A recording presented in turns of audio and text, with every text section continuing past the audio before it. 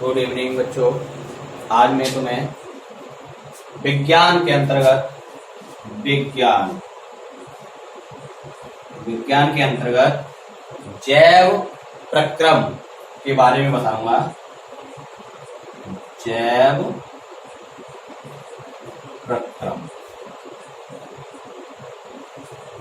के बारे में बताऊंगा। हम जैव माने होता है सजीव। जैव बराबर सजीव। अब आप जानते हैं कि सजीव कौन होता है, और इसका एक विपरीत है अजैव।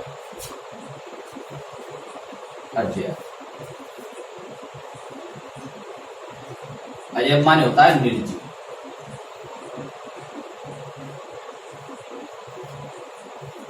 जैव माने सजीव और अजैव माने निर्जीव। अब हम जैव तथा अजैव में कैसे अंतर स्पष्ट कर सकते हैं?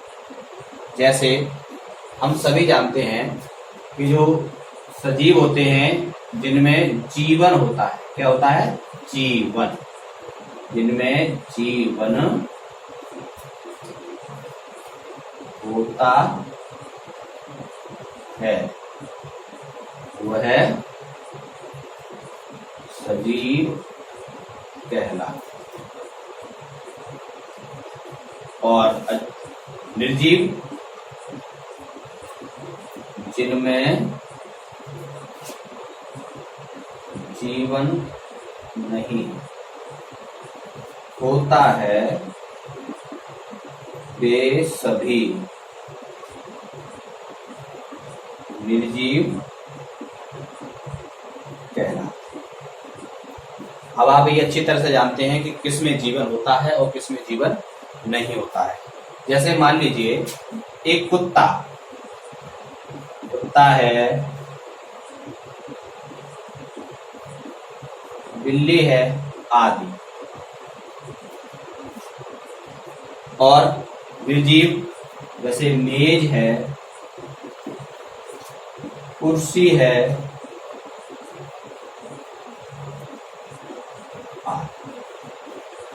कहने का मतलब मेरा तात्पर्य यह है, जो सांस लेते हैं, खाते हैं, पीते हैं, वृद्धि करते हैं, अपने जीवन में उन्नति करते हैं, वह सभी जैव प्रक्रम के अंतर्गत आते हैं। और वे जिसमें जीवन नहीं होता है, जो वृद्धि नहीं करते हैं, जैसे होते हैं वैसे ही रहते हैं तथा न खाते हैं न पीते हैं, वे सभी अजैव प्रक्रम यानी कि निर्जीवों में आते हैं, जिसमें कोई जीवन नहीं होता है। जैसे हम किसी गाय को देखते हैं, गाय को देखते हैं जब वो क्या कहते हैं, भोजन करती है, जिसको हम जुगाली बोलते हैं। क्या बोलते हैं? जुगाली। जो जानवर अक्सर रूप से जानवर जुगाली ही करते हैं। और हम इंसान को देखते हैं, अन्य पक्षियों को देखते हैं, और ऐसे बहुत से सजीव हैं जिसमें जीवन होता है, उन सभी को देखते हैं। और उनके आकार में, आकृति में, सब में भिन्न भिन्न अंतर होता है, फिर भी वो अपना जीवन यापन करते हैं। ये सभी सजीव के अंतर्गत आते हैं। निर्जीव, अब आप कहेंगे जैसे एक वृक्ष होता है, वृक्ष होता है जिसे हम पेड़ भी बोलते हैं। वृक्ष होता है जिसको हम पेड़ भी बोलते हैं। अब क्या आप ये कहेंगे कि इसमें ये सजीव है या निर्जीव है? हाँ, ये देखिए, ये सजीव है। क्या है ये सजीव है। कैसे सजीव है भाई? आपने एक छोटा पौधा देखा होगा। छोटा पौधा है, अब धीरे धीरे वो बढ़ता है। जब अपने पूर्ण अवस्था को प्राप्त कर लेता है, तब उसमें पुष्प लगते हैं, उसमें फल लगते हैं। वो पहले पतला होता है, धीरे धीरे बढ़ता है, तो वो फिर उसका तना मोटा होता हुआ जाता है। ये सब, लेकिन वो इंसानों की तरह गमन नहीं करते। गमन का मतलब होता है गमन, गमन। गमन का मतलब होता है चलन। चलन यानी कि उनके अंदर जो चलन कोशिकाएं हैं वो नहीं पाई जाती। वो एक ही स्थान पर रहते हैं, वहीं खाते हैं, पीते हैं, सारी प्रक्रिया वहीं करते हैं, लेकिन उनमें गमन नहीं पाया जाता। इसलिए हम कह सकते हैं कि वो भी सजीव होते हैं। छोटा पौधा है, धीरे धीरे बड़ा होता है, बड़ा होकर और ज्यादा बड़ा होता है। जब वो अपनी पूर्ण अवस्था में पहुंच जाता है तब उसको पुष्प लगते हैं, उसको फल लगते हैं, जिसे हम सभी खाते हैं। इस बात को ध्यान रखना, इस बात को वृक्ष वाली बात इसको ध्यान रखना कि जो पेड़ पौधे होते हैं उनसे जो फल उत्पन्न होते हैं, उनकी जो भी प्रक्रियाएं होती हैं जिसके द्वारा हमें पेड़ों से लाभ होता है, उससे हमें कौन कौन सी लाभ होते हैं, इस बात को आप ध्यान रखें। अब आप चलते हैं हम निर्जीवों की तरफ। निर्जीव बहुत अच्छी तरह से आप समझते हो कि जिसमें जान नहीं होती वो सभी निर्जीव होते हैं, जो कोई एक्टिविटी नहीं करते, कोई क्रिया प्रतिक्रिया नहीं करते, वो सारी वस्तुएं निर्जीवों में आती हैं। लेकिन आप कहेंगे इसमें निर्जीव में आते हैं कुछ जीवाणु हैं, जीवाणु, कुछ विषाणु हैं, ये सभी भी निर्जीवों में ही आते हैं। लेकिन ये इतने सूक्ष्म होते हैं, जिन्हें हम अपनी नग्न आंखों से नहीं देख सकते। इतने सूक्ष्म होते हैं ये। इनको देखने के लिए हमें किसी न किसी ऐसे उपक्रम की आवश्यकता होती है जिससे हम इनकी क्रियाएं प्रतिक्रियाएं देख सकें। इनको हम सजीव तथा निर्जीव के बीच की कड़ी कहते हैं। जो जीवाणु और विषाणु होते हैं ये सजीव तथा निर्जीव के बीच की कड़ी होते हैं। ये यदि वैसे ही है, किसी सजीव पर नहीं है तो ये निर्जीव है, अगर ये किसी सजीव पर पहुंच जाते हैं तो ये सजीव हो जाते हैं। इसलिए हम इनको सजीव तथा निर्जीव के बीच की कड़ी कहते हैं। किसको? जीवाणु और विषाणु। क्या कहते हैं? सजीव व निर्जीव के बीच की कड़ी। सजीव और निर्जीव के बीच की कड़ी बोलते हैं। दूसरे शब्दों में हम कह सकते हैं कि जो सजीव होते हैं, मैंने अभी आपको बताया ना, आप इस बात पर ध्यान देना। पेड़, आपने कभी देखा है कि सभी पेड़ पौधे के पत्ते हरे होते हैं? हरे के अलावा भी कुछ और रंग होता है उन पत्तियों का? देखा होगा। आपने देखा होगा कि जो वृक्ष होते हैं, जो पेड़ होते हैं, पेड़ या पौधे होते हैं, पौधे छोटे छोटे होते हैं उन्हें पौधे बोलते हैं, बड़े बड़े होते हैं उन्हें पेड़ बोलते हैं, उससे बड़े होते हैं उन्हें वृक्ष बोलते हैं। वृक्ष, आपने ये देखा होगा कुछ ऐसे वृक्ष होते हैं, कुछ ऐसे पौधे होते हैं, कुछ ऐसे पेड़ होते हैं जिनके पौधे हरे हरे ना होकर लाल होते, वो सॉरी, जिनकी पत्तियां हरी ना होकर लाल होती हैं, बैंगनी भी होती हैं, और कुछ सफेद भी सॉरी पीली भी होती है, हल्की पीली गुलाबी रंग की। तो क्या वो सजीव नहीं होते? वो भी सजीव होते हैं। सभी हम सजीव के सामान्य लक्षणों को इस प्रकार भी जान सकते हैं कि जो पौधे भोजन ग्रहण करते हैं, अब वो भोजन हमारी तुम्हारी तरह ग्रहण नहीं करते, वो भोजन सूर्य से अपना भोजन ग्रहण करते हैं प्रकाश संश्लेषण के द्वारा। प्रकाश संश्लेषण,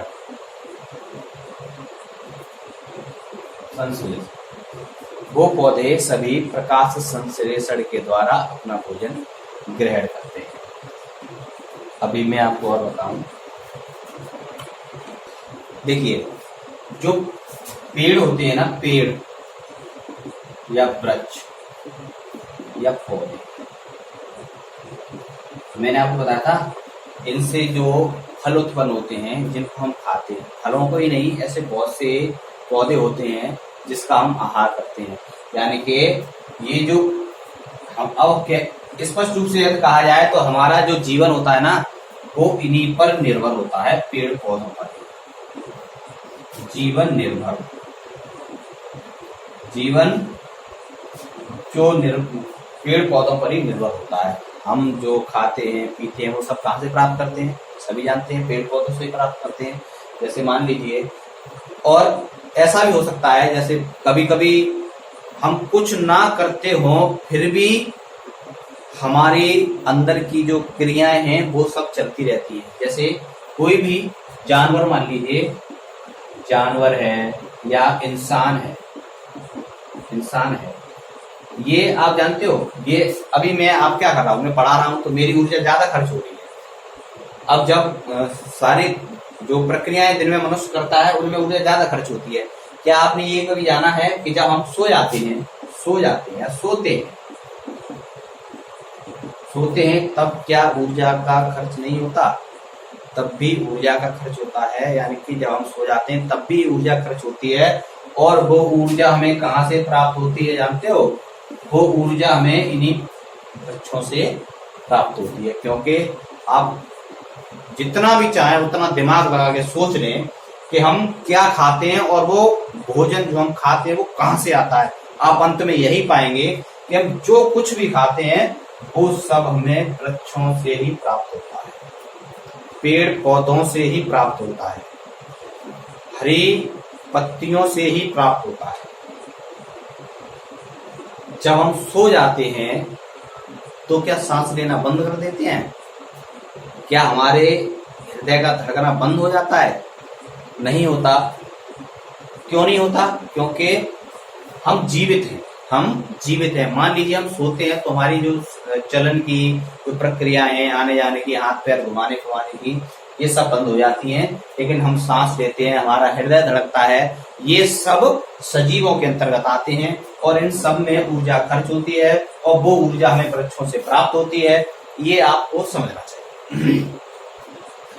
अब जब हम सो रहे हैं अथवा किसी कक्षा में बैठे बैठे जब छात्र बैठे हैं, कुछ नहीं कर रहे, बैठे हैं, तब भी ऊर्जा खर्च होती है। इसको यानी कि अनुरक्षण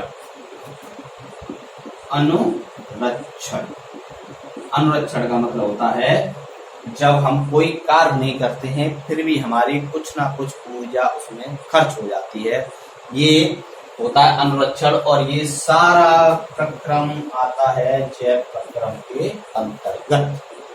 जितने भी सजीव जो क्रियाएं करते हैं, चाहे वो सो रहे हों या जाग रहे हों या कुछ और कर रहे हों, उस सभी में ऊर्जा का सब क्षरण होता है।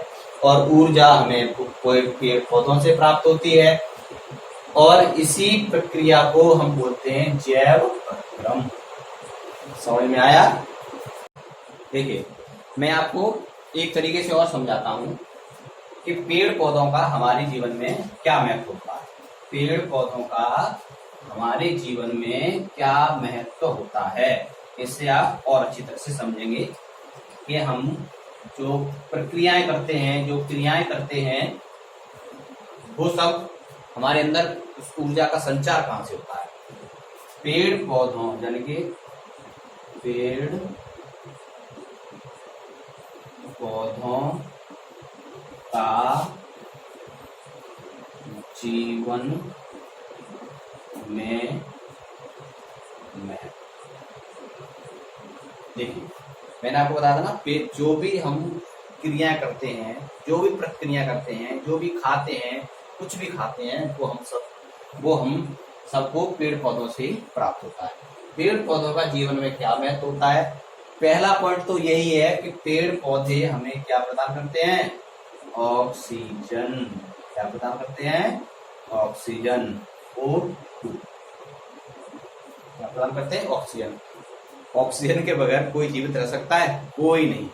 यानी कि पहला पॉइंट तो यही है कि पेड़ पौधे हमें ऑक्सीजन प्राप्त करते हैं। पेड़ पौधों से हमें ऑक्सीजन मिलती है।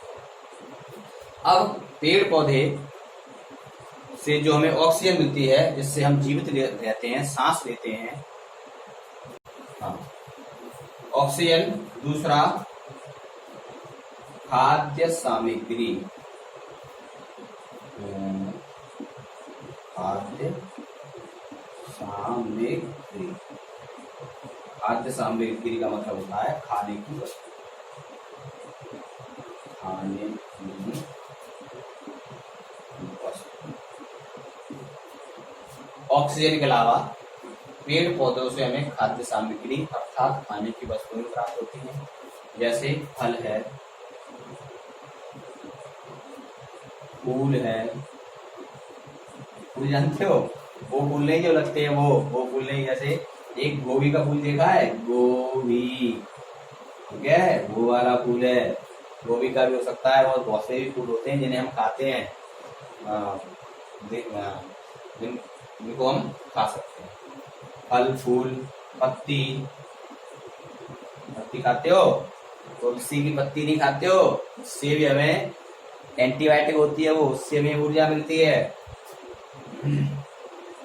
पत्ती है, तना है, तना, वो तना नहीं मोटा वाला।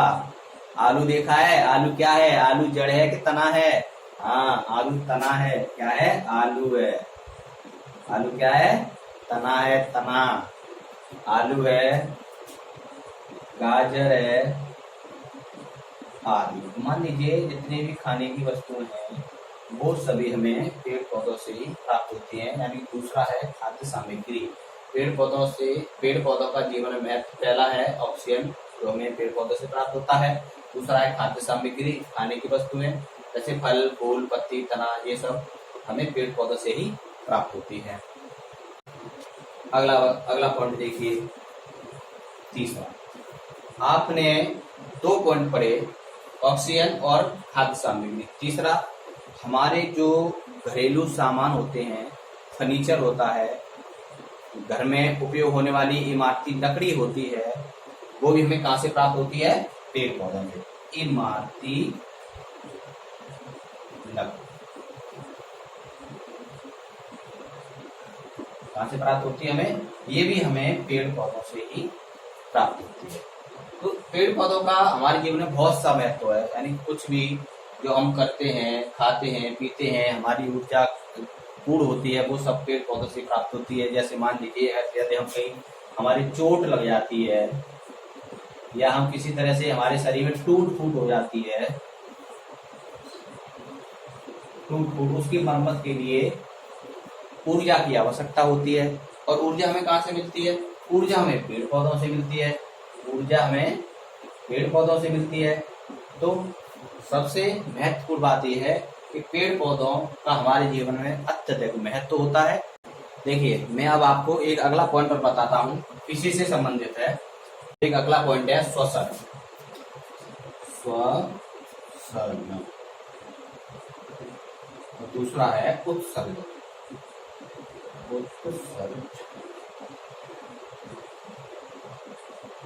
श्वसन क्या है और उत्सर्जन? श्वसन, हम ऑक्सीजन को अंदर ग्रहण करते हैं तथा कार्बन डाइऑक्साइड को बाहर निकालते हैं। ये क्रिया आती है श्वसन के अंदर। ऑक्सीजन ग्रहण करना, ऑक्सीजन को ग्रहण करना और कार्बन डाई को बाहर निकालना। ऑक्सीजन को ग्रहण करना और कार्बन डाई को बाहर निकालना, यह क्रिया श्वसन के अंतर्गत आती है। क्योंकि यदि हम कार्बन डाइऑक्साइड को बाहर नहीं निकालेंगे तो हमें तथा हमारे शरीर को हानि होती है। आपने कभी यह अनुभव किया होगा, जब हम सोने जाते हैं सर्दियों के दिनों में, और जब हम ऊपर से नीचे तक अपने शरीर को ढक लेते हैं, पूरी तरह से ढक लेते हैं, तो ज्यादा से ज्यादा 10 या 15 मिनट तक ढक सकते हैं। उसके बाद हमारा उसमें दम घुटने लगता है, क्योंकि उसमें कार्बन डाइऑक्साइड की मात्रा अधिक होती है।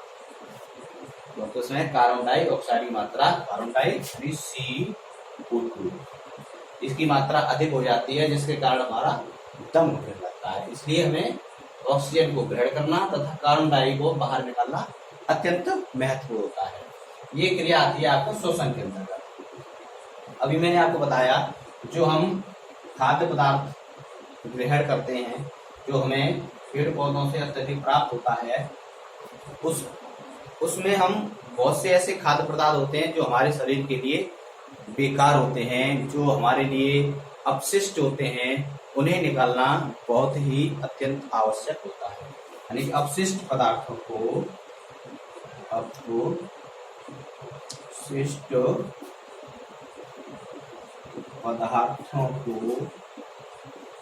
शरीर से बाहर निकालना या त्यागना उत्सर्जन